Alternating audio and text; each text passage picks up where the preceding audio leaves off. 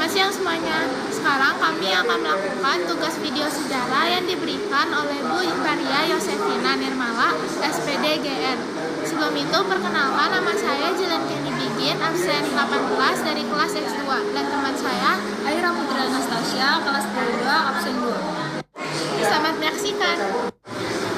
Apa sih Kerajaan Demak itu? Kerajaan Demak itu kesultanan Islam pertama yang ada di Pulau Jawa, dan ia sudah berdiri sejak tahun 1500 sampai 1568. Letaknya Demak ini ada di Jawa Tengah atau di pantai utara Jawa. Sebelum jadi kerajaan, Demak itu hanyalah kadipaten dari Majapahit. Lalu siapa pendirinya kerajaan? Pendirinya adalah Raden Patah. Ia juga menjadi pelopor penyebaran agama Islam, dan ia juga mendirikan pesantren sesuai atas perintah Sunan Ampel untuk menyebarkan agama Islam. Kenapa Demak bisa berkembang begitu besar? Karena letaknya itu strategis di jalur perdagangan, dan Demak berkembang jadi pelabuhan dagang dan pusat penyebaran agama Islam, sehingga banyak pedagang itu datang dan menetap di sana.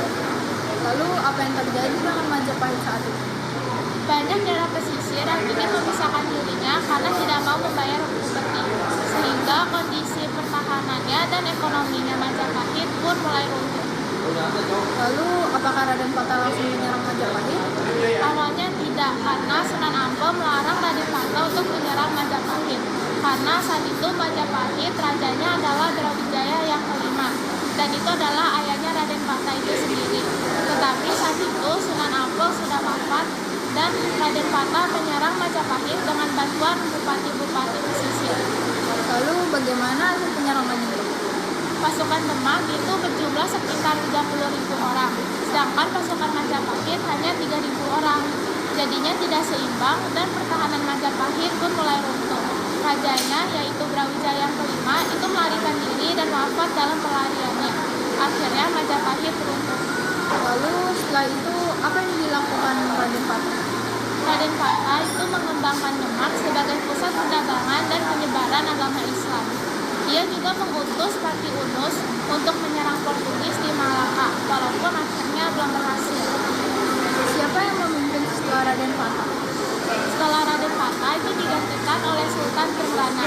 Pada masa ini, Demak mencapai puncak kejayaannya karena berhasil meluaskan wilayah kekuasaannya dari Jawa Barat sampai Jawa Timur.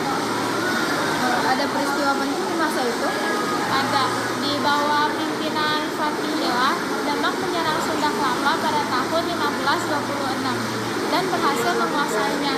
Selain itu, Demak juga melawan Portugis yang ingin menguasai perdagangan di Jawa. Lalu kenapa kerajaan Demak bisa runtuh? Runtuhan Majapahit itu disebabkan oleh konflik dan perebutan kekuasaan. Setelah Sultan Trenggana wafat, terjadilah perang saudara. Salah satunya adalah perebutan tanah antara Arya Tangsang dan Jaya Tingkir. Terus siapa yang akhirnya berkuasa? Yang akhirnya berkuasa adalah Jaka Tingkir, karena ia berhasil mengalahkan Arya Penangsang. Lalu memindahkan pusat pemerintahannya dari Demak ke Pajang. Sejak itu berakhirlah Kerajaan Demak. Lalu apa peninggalan kerajaan Demak? Salah satu peninggalannya adalah Masjid Agung Demak, yang masih ada sampai sekarang sebagai bukti bahwa